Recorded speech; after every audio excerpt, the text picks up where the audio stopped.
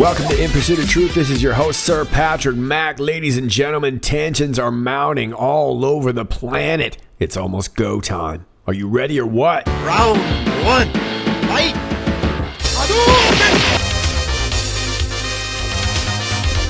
Got to keep your hands up, Patriots. Taking it over to the Military Times, you may remember this story from the other day. All survive as plane carrying U.S. military crashes into river.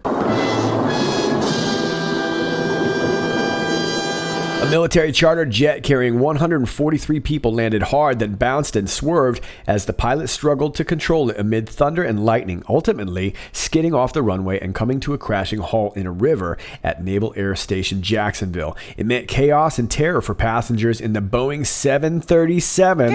As the plane jolted back and forth, an oxygen mask deployed. Then overhead bins opened, sending contents spilling out. But authorities said all the people on board emerged without critical injuries Friday night, lining up on the wings as they waited to be rescued. The NTSB sent a team of investigators Saturday to the crash site in the St. Johns River in North Florida, where the aircraft was still partially submerged in shallow water and its nose cone was sliced off, apparently from the impact. Several pets were still on the plane as well, and their status wasn't immediately clear. A Navy statement early Saturday morning, hearts and prayers to their owners, said safety issues prevented rescuers from immediately retrieving the animals. The flight took off Friday from the U.S. military base in Cuba with 136 passengers and 7 crew members. It was a regular charter run by Miami Air International, which has many military contracts, including weekly flights between the naval station Guantanamo Bay, Cuba, and the Jacksonville Air Station, as well as Andrews Air Force Base in Maryland. The company didn't immediately respond to messages from the Associated Press.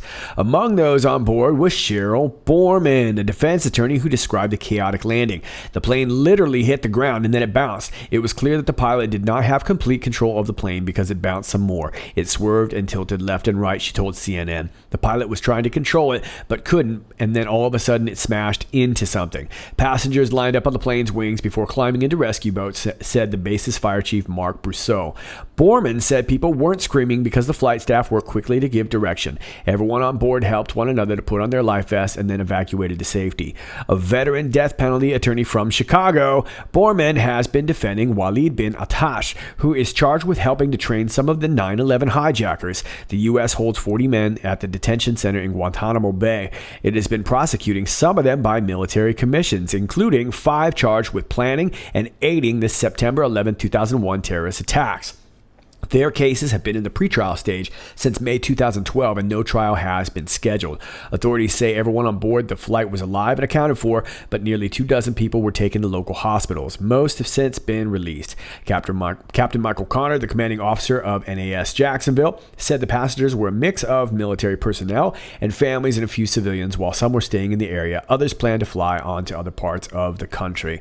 All right, so this is a pretty interesting story, and I'll leave this down below here if you want to read the rest of this part. But I wanted to point out that I've let a couple days go by on this story, and I've noticed that it looked like the original story was kind of CNN, but ABC has reported. All these different news outlets have reported this, but it seems that the only person that has been interviewed was this Cheryl Borman. Interestingly enough, a defense attorney, and she is not just any defense attorney. She's a defense attorney for some of the 9/11 hijackers. Let's look into that, shall we?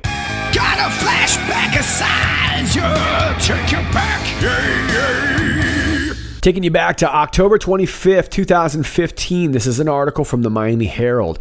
In a fresh threat to progress in the September 11th conspiracy trial, an alleged 9/11 plotter announced Wednesday that he was firing his Pentagon-paid death penalty defender of 4 years and wanted a new lawyer. The 9/11 trial judge, Army Colonel James L. Pohl, told the alleged terrorist Walid bin Attash that the war court, the judge decides if a captive can get a new lawyer. The judge then met for 25 minutes in a closed session with bin Attash and his troubled legal team, including the lawyer he once replaced, Chicago criminal attorney Cheryl Borman, to see if there was good cause to fire her. Case prosecutors opposed Borman's dismissal, which experts consulted by the Herald predicted could delay the next hearings in the 5-man conspiracy trial by 6 months to more than a year. Well, we know how long that delayed, right? Pohl could decide the issue as early as Thursday morning. Borman had represented the Yemeni since before the 5 defendants were formally charged May 5, 2012, as the alleged architects of the terror attacks that killed nearly 3,000 people in New York, Pennsylvania, and the Pentagon. She always turns up in court in a stern black cloak, and headscarf worn by modest Muslim women, she said, as an accommodation to her clients' traditions. And I'd like to interject there that she has actually been seen scolding people in the courtroom for their non-adherence to that. She thinks that people should be wearing the abaya and whatnot out of respect for her clients. Bin Attash in his mid-30s, is the youngest of the 5 defendants and is described in the charge sheet as the most militant. He lost a leg in a 1997 battlefield accident in Afghanistan. There's been no explanation for what went wrong between them, but the relationship had clearly frayed by last Monday, the start of this 2-week hearing. Borman announced in court that bin Attash wasn't speaking to her and wanted to know how he could function as his own defense attorney. Also, last week, the Miami Herald has learned Borman fired a long-serving mitigation expert on her team who had consulted frequently with the Yemeni captive. The expert was abruptly flown off the base Friday. Mitigation experts help capital defense attorneys preparing for the sentence phase of a death penalty trial by researching and assembling evidence as an argument for why a convict should not be executed. Wednesday in court, bin Attash was mostly consulting with the junior defense lawyer on the case, Air Force Major Michael Schwartz, about how to explain to Pohl why he wanted a new attorney. At one point, Schwartz said he had a conflict. Bin Attash was his client, but Borman was his boss. Then it looked like Pohl was going to question bin Attash in open court, but then Borman interjected that would risk airing privileged defense strategy to the prosecution. So over the objections of prosecutors, the judge had the courtroom cleared to hear from bin Attash, Borman, and Schwartz. The alleged plot architect, Khalid Sheikh Mohammed, asked to join the discussion. The judge said no. Court reporters were creating a transcript of their 25-minute session for Borman to censor out information about defense strategy that bin Attash would need to keep confidential, whether or not she continues as lawyer. If Pohl permits bin Attash to fire Borman, experts say, pretrial hearings would have to stop until the chief defense counsel, Marine General John Baker, hires a seasoned death penalty defender, a learned counsel. In addition, that American lawyer would need to get security clearance be accepted by bin Attash and catch up on the case. Okay, so again, this was back in 2015, and why would this bin Attash not want this Pentagon-paid lawyer, this Cheryl Borman, to represent him? And how did she last so long? Let me take you over here to another article from Fox News. This was published in 2012 and updated on 2015. And this is, of course, a sketch of Cheryl Borman back in the day. I just want to read you a few highlights from here. Cheryl Borman, counsel for defendant Walid bin Attash, attended the arraignment Saturday dressed in hijab, apparently because her client insisted on it. She further requested that the court order other women to follow that example so that the defendants do not have to avert their eyes for fear of committing a sin under their faith. And that was what I was talking about right there. At a press conference Sunday at Guantanamo Bay, Borman said she dresses in a hijab at all times when she meets with her client out of respect for his beliefs. Asked why she requested other women to do the same, Borman said, when you're on trial for your life, you need to be focused. Well, you probably should have thought of that before you were on trial for your life. But either way, let me take you down here, because this was really what mattered. The court hearing for Khalid Sheikh Mohammed and his 4 co-defendants should have taken a couple hours at most. Instead, it lasted almost 13 hours, including meal and prayer breaks, as the men appeared to make a concerted effort to stall Saturday's hearings. They knelt in prayer, ignored the judge, wouldn't listen to Arabic translations over their headsets, and one even insisted on having the more than 20 pages detailing the charges against them read aloud rather than deferred for later in their case case as the judge wanted, which added more than 2 hours to the proceedings. So if you guys remember this was a big deal. And of course, the 9/11 family members were absolutely incensed over this. But this all centered around this case in regards to this being Atash. The defendant's behavior outraged 9/11 family members watching on closed-circuit video feeds around the United States at East Coast military bases. One viewer shouted, "Come on, are you kidding me?" at the Fort Hamilton base in Brooklyn. Now, let me just read one more thing here. The defense attorneys in the case have complained repeatedly about the proceedings and about the military tribunal system itself. Human rights groups and defense lawyers say the secrecy of Guantanamo and the military tribunals will make it impossible for the defense.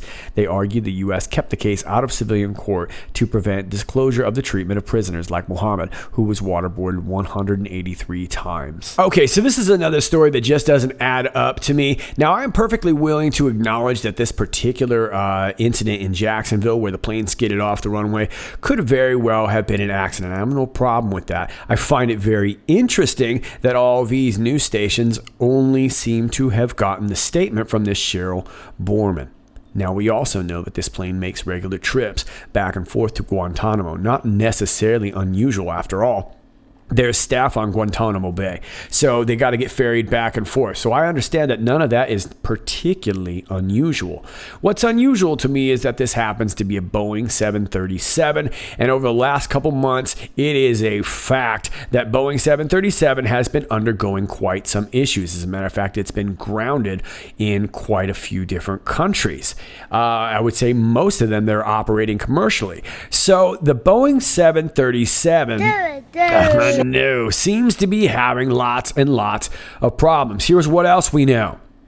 Out there in Guantanamo just recently, the naval station commander was let go. And this was over obstruction of justice regarding a case back in 2015 where a civilian was found drowned off the waters. And now all of a sudden we've got this base commander being let go a few years later. That's what we know. We also know that the nose cone cut off on this thing. Now, I don't know much about planes, so that very well, somebody might say, Patrick, that's a normal thing. No big deal. Just want to point it out. But we also know that this Cheryl Borman from Chicago just happened to be on that plane. And she just happens to be a very high-profile attorney representing 9/11 defendants. We also know that she appears to be a bit sympathetic to their cause. Well, why would that be? Now, let me turn you on to this article from DebbieSchlussel.com from back in May 9th, 2012. Exclusive, Gitmo terrorist lawyer Cheryl Borman bragged about Nazi relative Martin Bormann. DebbieSchlussel.com has learned that Gitmo terrorist lawyer Cheryl T. Borman bragged to colleagues that she is related to the late top Nazi official Martin Bormann. Bormann was Adolf Hitler's private secretary, head of the Nazi Party chancellery, and a Reich leader. He named his firstborn son after Hitler, who was his son's godfather. Check out the many pics of Bormann with his buddy Adolf, and this is that link right here. You can see Bormann standing right next to Hitler there. Here he is, and I believe that's him right there in the center. Let me blow that up for you there. And there's homeboy right there. He's looking over at these guys at their Nazi salute, and he's like, your Nazi salute is weak. You guys don't know what you're doing. All right. And there he is with the man himself. Okay, let's go back to the article. And sources say that Cheryl Borman wasn't exactly embarrassed by and didn't condemn the behavior of her prominent Nazi relative. In fact, the sources say they were shocked when Borman rather indifferently noted she was related to him and seemed to be proud of the association. She told acquaintances that her uncle, who lived on an Illinois farm, was questioned by U.S. intelligence officials during World War II about whether or not he had contact with Martin Bormann. When he told them he did not, they left him alone. Okay, how about that? Well, there's some pictures right there. And I have to say the facial structure is relatively similar. So this picture on the left, I found it looked like it was one that she had posted herself on her own Facebook, but it was back in 2013, and it was the last post that she had made on Facebook. But I have to say that the eyes, the nose, the cheekbones, gotta say it's rather compelling, but we don't know. And then again, those are those pictures there. It goes on to say, on Monday, I told you about Borman, the lawyer for Walid bin Atash, on trial at Guantanamo Bay. As I told you, Borman wore a hijab, the Islamic veil, as well as an abaya, the Islamic cape for women. She also lectured other women in the courtroom that they too should wear Islamic dress out of respect for the Islamic terrorists, including her client who were responsible for the mass murder of 3,000 Americans on 9/11. It is not surprising that a relative of a Nazi would now be in the business of helping Islamic terrorists. As I've repeatedly noted over the years, the Grand Mufti of Jerusalem and Yasser Arafat's grandfather, Haj Amin al-Husseini, was a close ally and friend of Adolf Hitler. Al-Husseini helped design the final solution, urged Hitler to speed it up and extend it to the Jews of the Middle East and North Africa, and proudly watched Hitler's 2 Muslim SS divisions parade for the 2 of them. Okay, so I'll leave the rest of the article down below because it goes into some other connections. Doesn't have so much to do with Cheryl Borman, but just some other American connections. But I found this fairly compelling. Now, I have not seen many updates here, and I've never been to DebbieSchlussel.com. So, like I said before, this is what we know. As far as the connections here, I couldn't find them. We do know that this Martin Bormann had 10 children, and here they are right here. Ilse Bormann, let me blow that up a little bit. Irmgard Bormann, Rudolf Gerhard Bormann, Heinrich Hugo Bormann, Eva Ut Bormann, Gerda Bormann, Fritz Hartmut Bormann, and Volker Bormann. So I would imagine that she would be either a child or an offspring or something like that. I'm not exactly sure what the relation is there, but it would likely be through there. I also want to point out here that our boy Marty Bormann, he was supposed to have been tried in absentia at the Nuremberg military tribunals in 1945, and it was alleged that he had committed suicide, but they couldn't really find him. They buried him supposedly in 1945, but then they confirmed him dead in 1972, confirmed him dead again by DNA in 1998, which kind of suggests to me that they never really knew in the first place. And speaking of totally normal aerial incidents, we got another one from Fox News. At least 40 dead after Aeroflot's plane emergency landing, fire at Moscow's Sheremetyevo airport. At least 40 people were killed Sunday after a Russian airliner made a hard emergency landing and caught fire at Moscow's Sheremetyevo airport, officials said. Russia's investigative committee spokeswoman Elena Markovskaya told a news conference late Sunday that 41 people had died and 37 others had survived. However, Russian health minister said that 38 people had survived without giving a death toll. The discrepancy could not immediately be reconciled. Yeah, I'd like to point out that they ended up later saying that it was about 13 people dead. So that's a very strange discrepancy between 41 and 13. Just saying. The victims included 1 member of the crew and at least 2 teenagers, according to the investigative committee. Aeroflot flight SU-1492, a Sukhoi SSJ-100 regional jet, had taken off for the northern city of Murmansk before it was forced to turn around with 73 passengers and 5 crew members on board, officials said. The airport statement said the plane's hard landing started the fire. Okay, and so they're saying the hard landing started the fire. Why did it turn around? I'm not really sure. Did the hard landing actually start the fire? Did they think they were going to have a hard landing and that's why they turned around? Now, it was also reported that they were saying that they got hit by lightning, and that's a pretty big difference from a hard landing. So which one was it? Hard landing or lightning? Weird story. Aeroflot said in a brief statement that technical problems forced the jet to turn around but did not elaborate.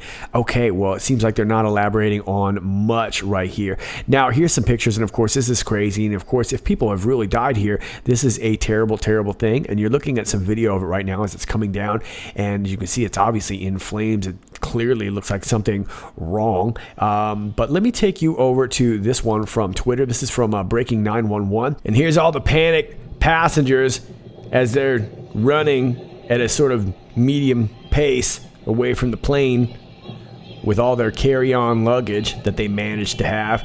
And here's a vehicle that's not a fire vehicle.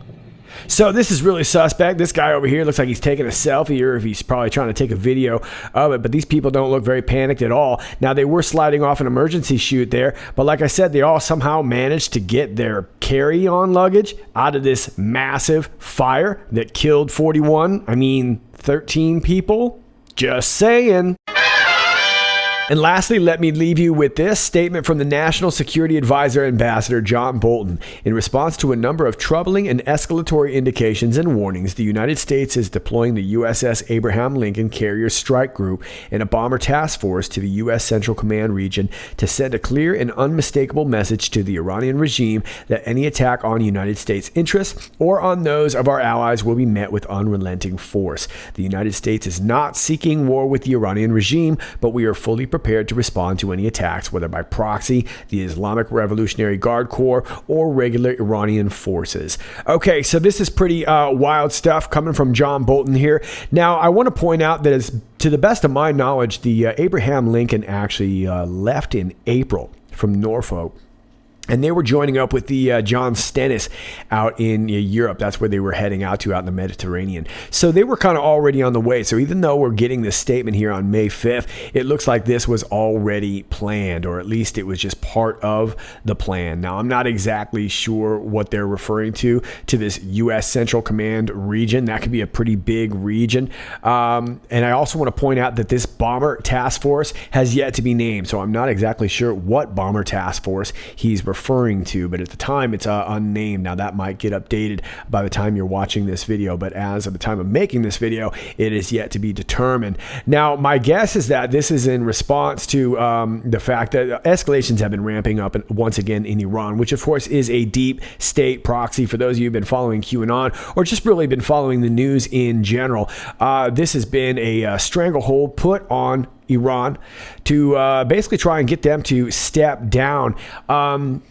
Now, I'm not exactly sure how this is going to play out, because seems to be in response to these waivers that were basically being taken away from countries who are importing Iranian oil. So this is going to put a lot of pressure on not just Iran, but definitely ramping up the rhetoric. And we've also got China and Russia doing a lot of military exercises by sea. So this could be in direct response to this too. I'm not so sure that the waivers are the only thing in regards to this, but it looks like the tension is mounting out there. All right, Patriots, that's all I got for you for now, but stay tuned, because I have a feeling we're going to have ourselves a busy week. As always, if you like this video, please click like, share, and subscribe. Thanks to all of you who do that already. I greatly appreciate it, especially in these times of shadow banitude. For those of you who are new to my channel, please understand that from time to time you're going to get unclicked and unnotified and unsubscribed, and it's going to be difficult to find my videos. If you type those 4 letters you see right there, IPOT, sometimes it's a little bit easier to find my stuff. Just saying. But I am aware of it, so there's no need for you guys to send me messages saying that you're getting blocked or you're not receiving notifications. I'm aware of it. But do me a favor, just keep checking back, re-notifying yourself, resubscribing yourself, and together, you and me will stick it to the man. Yep, true story. My alternate links are down below. My Gab, my BitChute, my Brighteon.com. Some of those are not working right now, but I'm working on trying to get them up, and I'll keep you posted. I'm also over here at Twitter at IPOT1776. That's at IPOT1776, where I spend a lot of my time when I'm not making videos. So if you would, I would greatly appreciate it if you join me over here. All those links are down below. My email is down below. If you'd like to send me any information, please do not DM me on Twitter. Just email me. That's where I get all my info from you guys. And also, if you'd like to support the channel, my Patreon link is down below. And if you're old school, I got a P.O. box down there too. All those links are down below, as well as the link to the funky jam that you're hearing at the beginning, at the end of every tune. It's all down below. All right, kids, this is Sir Patrick Mac, and until next time, stay funky.